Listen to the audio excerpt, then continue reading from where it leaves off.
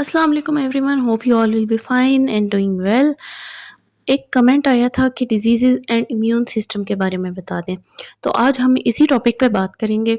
Diseases आप सबको पता है कि बीमारियों को कहते हैं, और इम्यून सिस्टम क़ुव्वत मुदाफ़अत का सिस्टम जो हमारी बॉडी में मौजूद है, जो बीमारियों के अगेंस्ट हमें फ़ाइट करने में हेल्प आउट करता है, उसको हम कहते हैं इम्यून सिस्टम। तो आज हम इस पूरे टॉपिक के बारे में बात करेंगे। सबसे पहले देखें कि आपको कभी फ़ीवर हो जाता है, बुखार हो जाता है, समटाइम्स आपको कफ़ स्टार्ट हो जाती है, खांसी स्टार्ट हो जाती है, वो कभी खुद ठीक हो जाती है और कभी हमें मेडिसिन लेनी पड़ती है।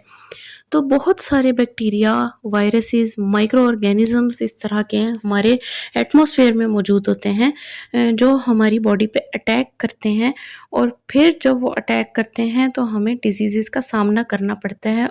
ऐसे एजेंट्स, ऐसे माइक्रो ऑर्गेनिजम्स को कहते हैं पैथोजेंस, यानी कि disease causing agents are called as pathogens. अब 4 types of disease causing agents या पैथोजेंस हैं: viruses, bacteria, fungi and worms या फिर पैरासाइट्स। रिसेंट एग्जांपल आपके सामने कोरोना है, जो कोरोना वायरस से फैला था। तो पैथोजेन कौन सा था? Corona virus. और डिजीज कौन सी थी? कोरोना, जो पूरी दुनिया में जानलेवा साबित हुई थी। अब ये एक स्किन का की डायग्राम है, और आप सपोज करें कि स्किन पे कोई चीज़ लग जाती है, कोई पिन चलने लग जाती है, तो उसके ऊपर कोई वायरसेस या बैक्टीरिया या कोई भी पैथोजन अटैच है, वो आपकी स्किन की आउटर सरफेस पे यानी एपिडर्मिस पे अटैक करेंगे, और वहाँ पे वो इन्फ्लेमेशन कॉज करेंगे। स्किन के ऊपर सेल्स होते हैं जिन्हें मास्ट सेल्स कहा जाता है, जो बोन मैरो में बनते हैं, और मैच्योर जो हैं वो किसी भी सरफेस पे आके होते हैं, जो स्किन की सरफेस पे भी हो सकते हैं। ये केमिकल प्रोड्यूस करते हैं जिनको कहते हैं हिस्टामीन। हिस्टामीन केमिकल बॉडी में एक इमरजेंसी नाफिज कर देता है।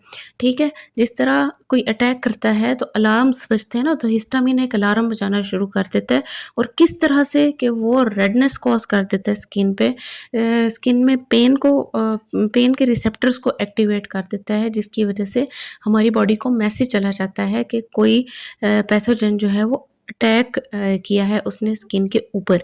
अब हमारा इम्यून सिस्टम यहाँ पे डेवलप हुआ होता है, और बचपन से जब हम पैदा होते हैं तो तब से हमारा इम्यून सिस्टम डेवलप्ड होता है, उसको इन्नेट इम्यून सिस्टम कहते हैं। ये था हमारी बॉडी का फर्स्ट लाइन ऑफ डिफेंस। कोई चीज़ अटैक की हमारी बॉडी के ऊपर, तो जो अपर एपिडर्मिस थी स्किन की, उसने रिस्पॉन्ड किया, मास्ट सेल्स ने हिस्टामीन प्रोड्यूस की, और इन्फ्लेमेशन या कोई भी रिस्पॉन्स जो है वो क्रिएट हुआ। अगर स्टिल इन्फेक्शन परसिस्ट करता है, इन्फेक्शन फैल रहा है, तो सेकेंड लाइन ऑफ डिफेंस हमारी वो एक्टिवेट हो जाती है, जो कि एक्टिवेट करेगी वाइट ब्लड सेल्स को। वाइट ब्लड सेल्स हमारी बॉडी का डिफेंस सिस्टम है, हमारी बॉडी की आर्मी है वाइट ब्लड सेल्स। ठीक है, अब हमारी आर्मी, हमारे सोल्जर्स एक्टिवेट हो जाते हैं, वाइट ब्लड सेल्स हमारे एक्टिवेट हो जाते हैं, और उसमें एक सेल्स है मैक्रोफेजेस, जो क्या करते हैं, जो पैथोजेंस के अंदर मौजूद एंटीजेंस को इनगल्फ कर लेते हैं।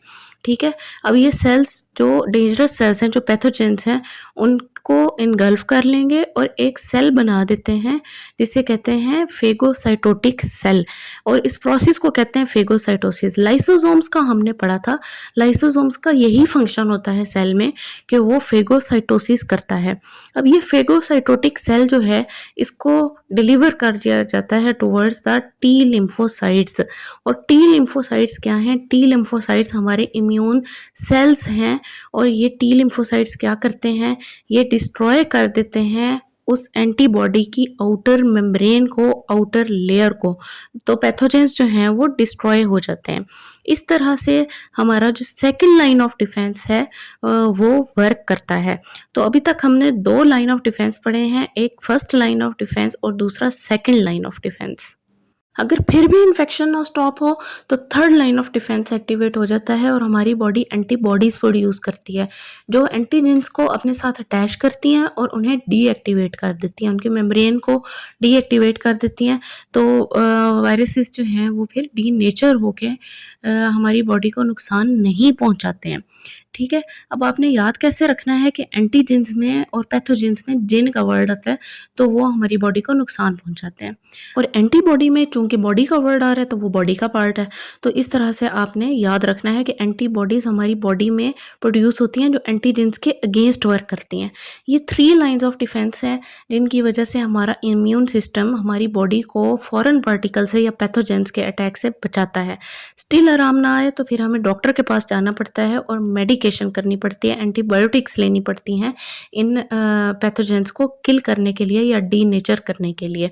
कांस्टेंट बॉडी पेन्स और हाई फीवर इस चीज़ की इंडिकेशन है कि आपका इन्फेक्शन चल रहा है, अभी ठीक नहीं हुआ and you have to consult the doctor. Naturally अगर आप अपना हेल्दी लाइफस्टाइल अपनाते हैं, आप फ्रेश एयर में वॉक करें, आप जॉगिंग करें, तो आपके सेल्स स्ट्रॉन्ग होंगे, इम्यून सिस्टम आपका स्ट्रॉन्ग होगा। आप साइकिलिंग करें, आप ताज़ा हवा में निकलें, आप कोई एक्सरसाइजेस करें, आप योगा करें, कोई भी इस तरह की एक्टिविटीज़ करें जो आपको फ्रेश रखें, आप खुश रहें। खुश रहने से भी इम्यून सिस्टम आपका स्ट्रॉन्ग होता है और आप इस्लामिक पॉइंट ऑफ व्यू से खुद की सफाई का ख्याल रखें।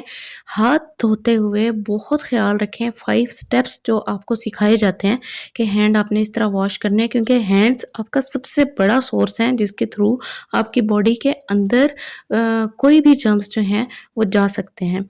तो आपने अपना इन सब चीज़ों को लेके बहुत ख्याल रखना है, हेल्दी लाइफस्टाइल अपनाना है, तो फिर आपको काफ़ी इफ़ेक्ट होता है, आपका इम्यून सिस्टम खुद ब खुद स्ट्रॉन्ग होता है। और वैक्सीनेशन ज़रूर करवाएँ। वैक्सीनेशन जब आपकी होती है, बचपन में आपकी वैक्सीनेशन हो जाती है या कोई स्पेसिफ़िक डिज़ीज़ आई है, तो उसके अगेंस्ट वैक्सीन अगर लगती है, तो आपका इम्यून सिस्टम जो है वो उसके अगेंस्ट एंटीबॉडीज़ बना देता है, तो डिज़ीज़ आप पे इफ़ेक्ट नहीं करती। अगर मैं आपसे ये कहूँ कि ये वैक्सीन जर्म्स के थ्रू ही बनती है, तो है ना एक इंटरेस्टिंग और सरप्राइजिंग चीज़। अगर आप समझना चाहते हैं तो कमेंट करें। Thanks for watching, like, share and subscribe.